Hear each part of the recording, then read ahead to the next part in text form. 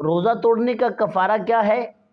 تو روزہ توڑنے کا کفارہ 2 ماہ کے مسلسل روزے رکھنا یا پھر 60 مسکینوں کو 2 وقت پیٹ بھر کے کھانا کھلا دیں۔ حدیث پاک میں آتا ہے، مسلم شریف کی حدیث پاک ہے، حضرت ابو ہریرہ رضی اللہ تعالی عنہ روایت کرتے ہیں، آپ فرماتے ہیں کہ مصطفیٰ کریم صلی اللہ تعالی علیہ وآلہ وسلم کی بارگاہ میں ایک شخص حاضر ہوا تو عرض کرتا ہے، یا رسول اللہ صلی اللہ علیہ وآلہ وسلم، میں روزے کی حالت میں اپنی بیوی سے مباشرت کر بیٹھا ہوں، تو اب میرے لیے کیا حکم ہے؟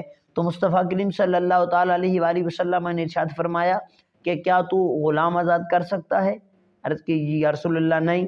فرمایا کیا تو 2 ماہ کے مسلسل پے در پے 60 یعنی روزے رکھ سکتا ہے؟ عرض کرتا ہے یا رسول اللہ نہیں۔